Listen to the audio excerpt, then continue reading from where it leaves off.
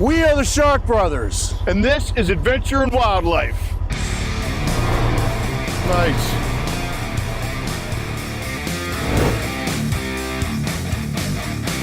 We've always lived on the wild side, and that's why we call this place home, the Charlotte Harbor Gulf Island coast. In this series, we explore all the good nature found here in Florida's premier ecotourism destination, where our best side is outside. Here we go. Gone.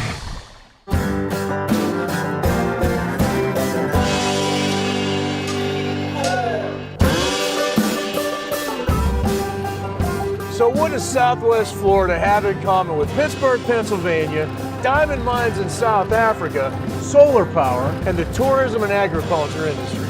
I don't know. We're going to spend a few days out here in the Babcock Ranch Preserve to find out.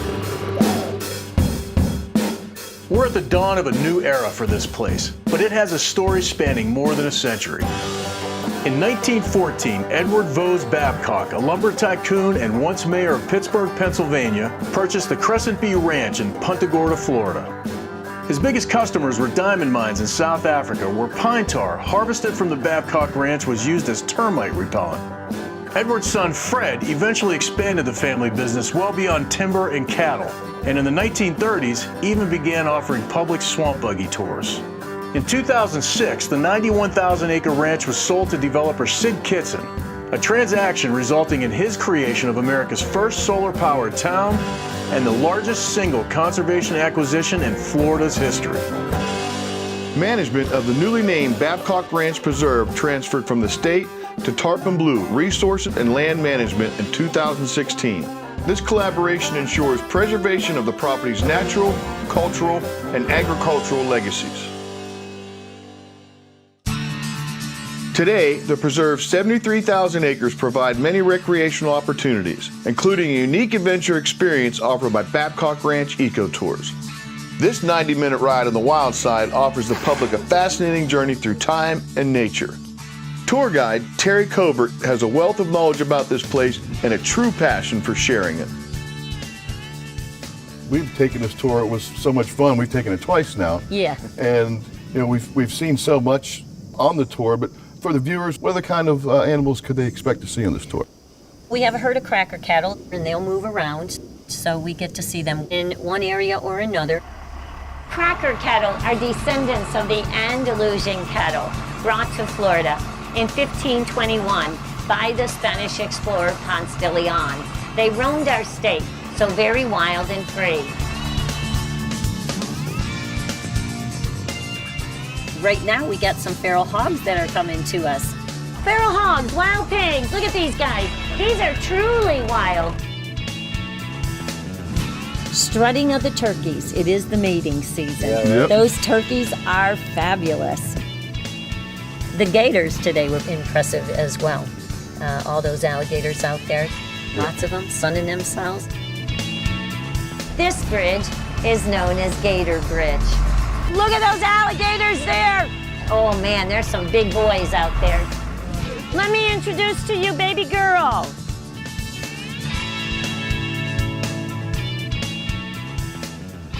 Of all the animals and wildlife out here, do you have a favorite? I love my Florida panther. And you have a special bond with him, don't you? You've been I do. really taking care of him. The main thing about Osceola is when you physically see him, how impressive he is. he sure He is. is just an amazing animal. He is just, I mean, he's perfect. Beautiful. Osceola has been with us since September 12th of 2014. He was born at a facility in Miami, guys. That's where we got him from. He is living his retirement years in luxury. We've seen all ages of people. They are from all over, Yeah. and they seem fascinated with it. Everybody, no matter if they're 2 years old or they are 82 years old, they can always learn something when they come. And that's a really big part of what we do here. We're educating people through the different ecosystems we go through the wildlife that we have. We try to give as much information about Old Florida as we possibly can. We talk about the cowboys and how they work the cattle. They did that hundreds of years ago, and the boys here do exactly the same way as they did back then. Every time we have folks that come out, they can come 2, 3, 4 times with us. Yeah. The majority of the time they will tell us they learn something new every single time. We want them to enjoy themselves. We want them to experience the adventure that we give to them, but we also want to educate them. You've been here for how long? I've been a tour guide for 11 years. It's just amazing. What can I say? I love my job. And obviously you're very passionate about it, Yeah. and it comes across in your tours. It comes across whenever we see you somewhere else on the property. It's just, I can tell you really love what you do. I do, absolutely. I love it. I love nature. I love the outdoors. If you could just put it in a nutshell for people that have never been here, to encourage them to come down here and what they may get out of the experience. They're going to get an experience of what Old Florida is all about, because we step back in time to the 1500s. They're going to get a lot of knowledge. They're going to see amazing animals. And the people that are going to take them out on those tours are going to be very passionate about everything that they know. That's it in a nutshell. It's important work you're doing. We're going to tell as many people as we can to get out here to Babcock Ranch Preserve, Okay. Babcock Ranch Eco Tours. It is absolutely fantastic. It really Thank is. you. When planning your visit, just make a day of it and experience all they've got to offer. The Visitor Center has informative exhibits, a gift shop, and the Gator Shack restaurant, where Chef John Anderson's homemade country-style menu has something for just about everybody. Tell them the Shark Brothers sent you, and be sure to bring your sense of adventure, and by all means, don't forget your camera.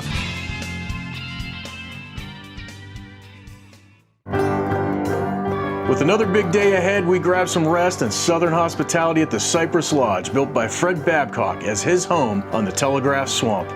A prominent feature of the preserve, this vast forested wetland also plays a vital role in the health of regional aquifers and other ecosystems, including the Charlotte Harbor Estuary, Caloosahatchee River, and even the Everglades. When the state purchased the ranch in 2005, it was considered the crowning jewel of its Florida Forever program. Today, it's the largest state-owned working cattle ranch that's privately managed. We had a chance to see this public-private partnership in action and to meet some of the people carrying on the kind of work and traditions that have shaped the agricultural heritage here. When ranch manager David Yates and his crew hit the office, they've got a lot of ground to cover. We did our best to keep up with them.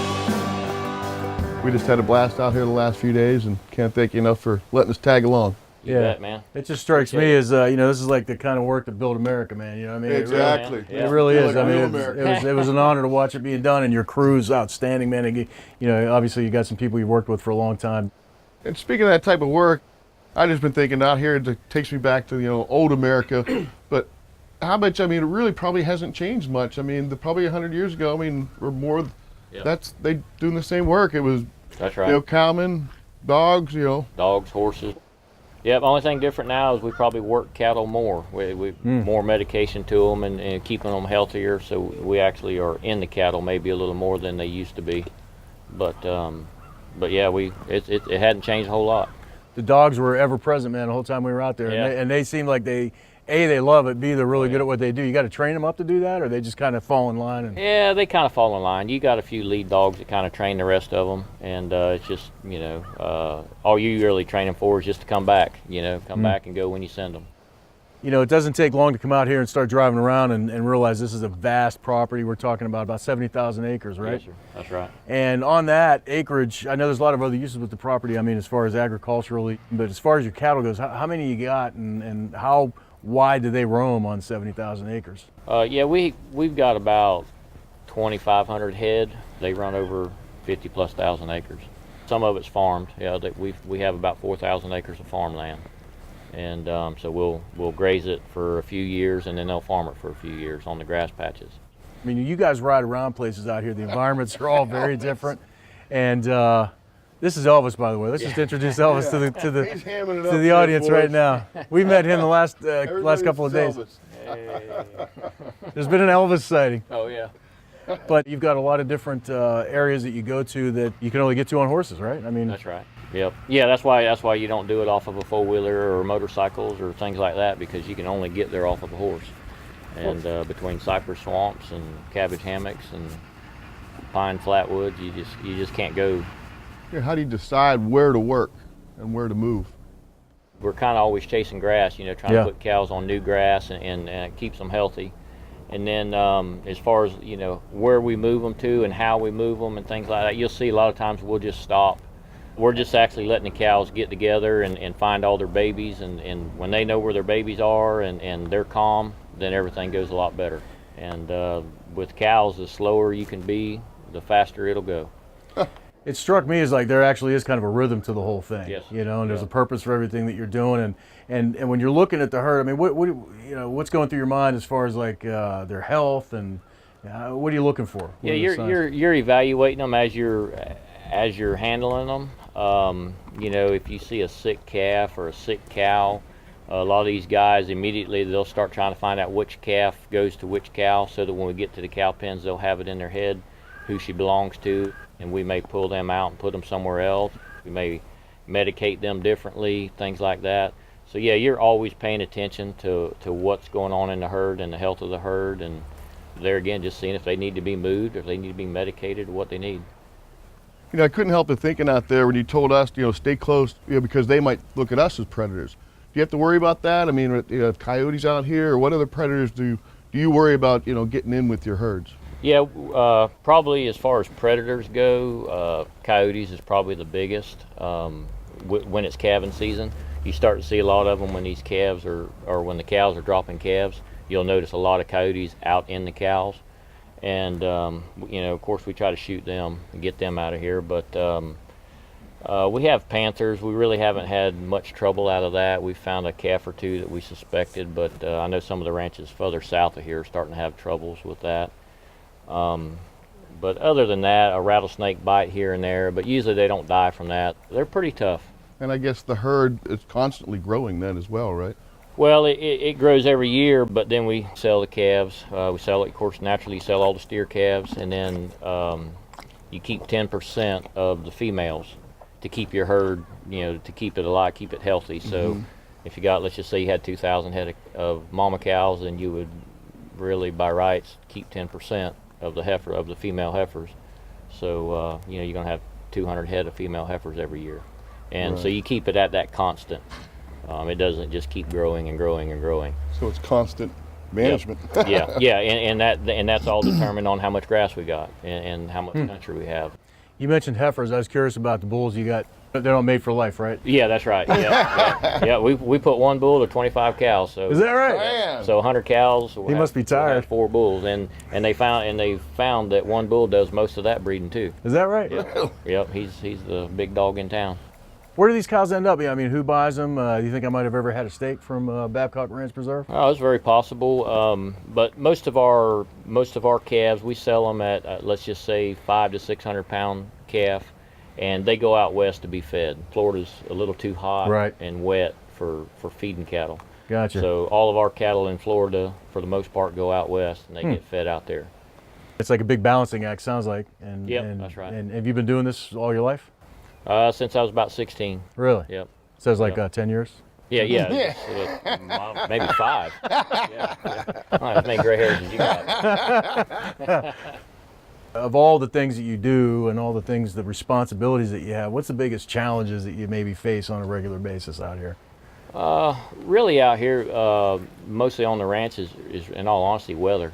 You know, just Something you can't control. Yeah, that's right. You can't. It's a variable that you can't control. We had a hurricane. Now we've had a fairly strong winter, and last spring we had a 100-year drought. There's nothing we can do about that.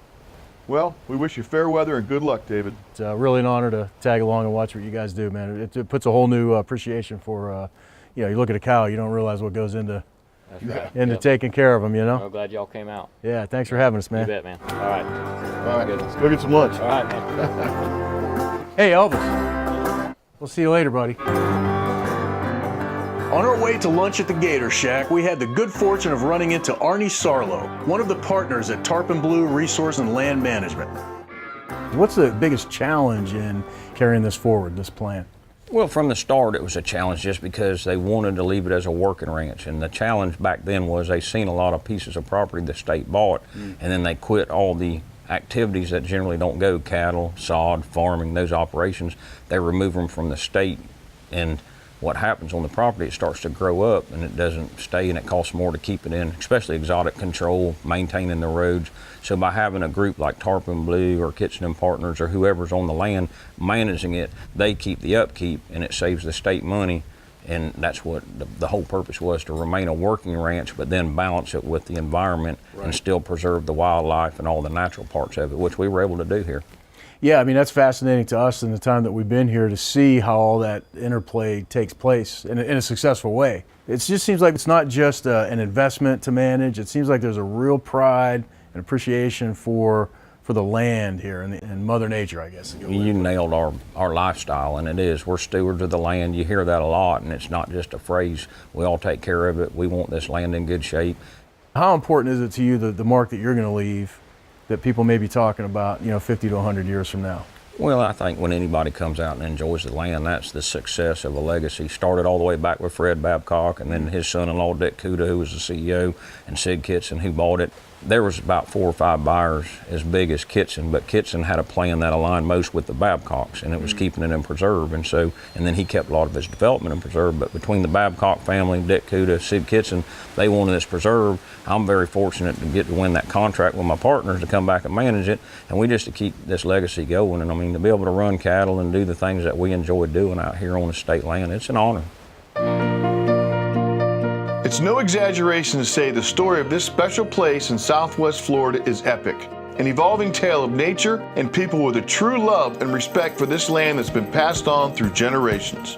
In this Conservation Spotlight segment, developer Sid Kitson shares how those same values and some core initiatives are balancing modern development with the surrounding environment. We started looking for places to create our new town, and we started looking at Charlotte County. And we'd spent quite a bit of time looking at the area.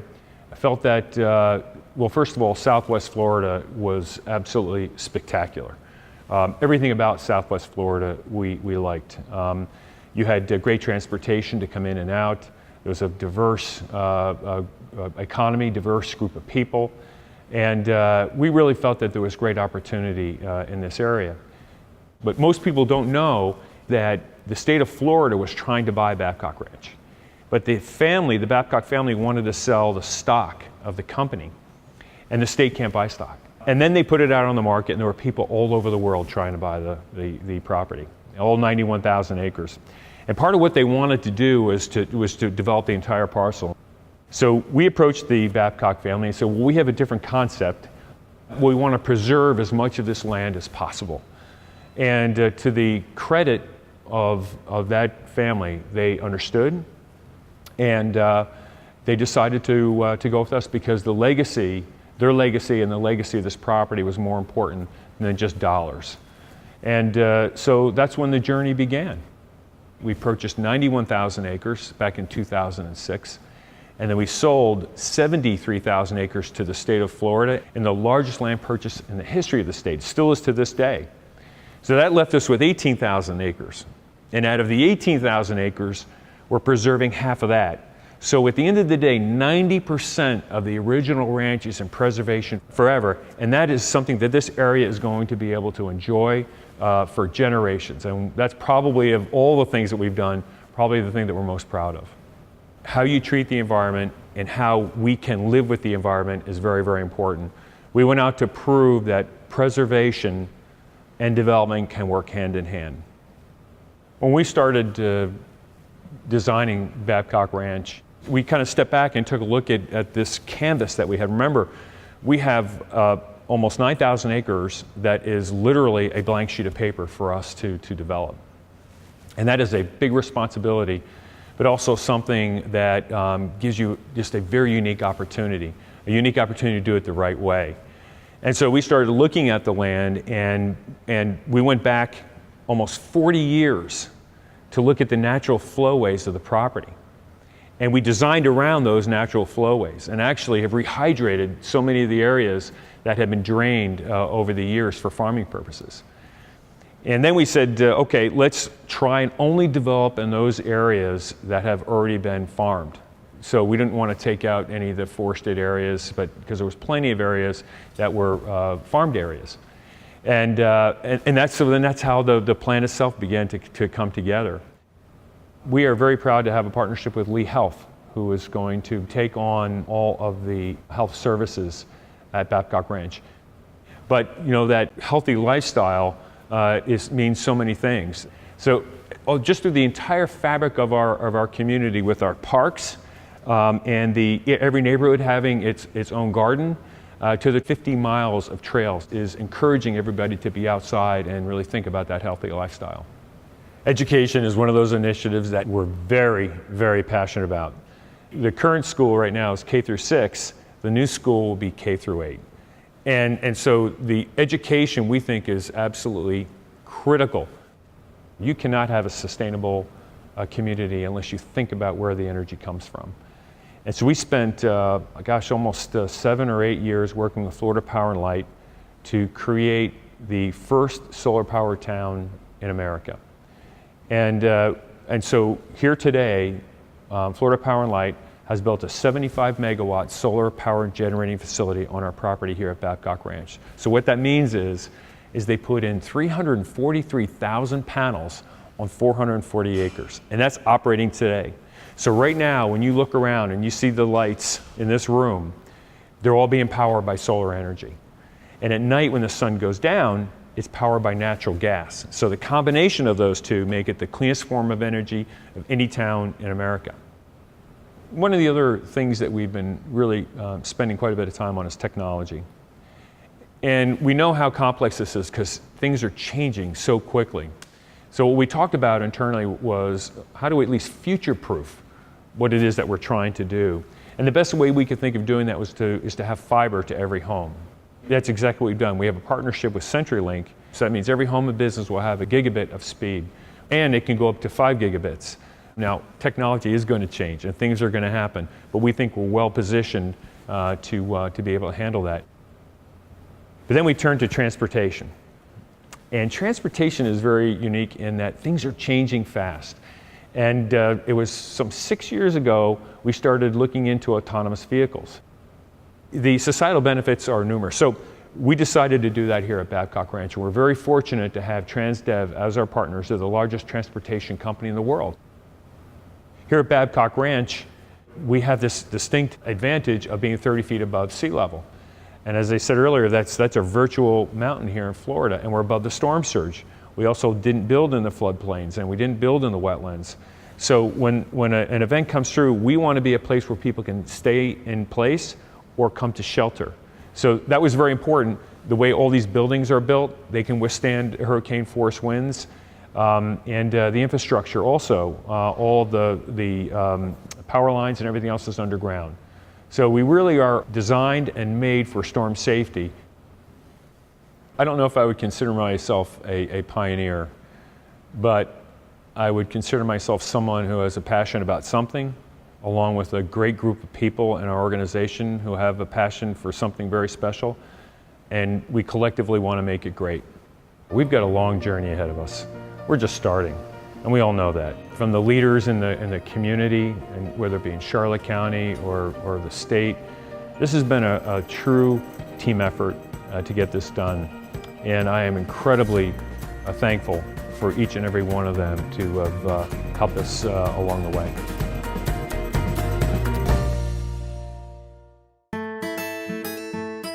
We thank you for joining us, and thanks to all our special guests for sharing their knowledge and know-how. To explore our good nature, log on to pureflorida.com for all the information you need to plan your getaway. From the Charlotte Harbor Gulf Island coast, we are the Shark Brothers. Until next time, keep it wild.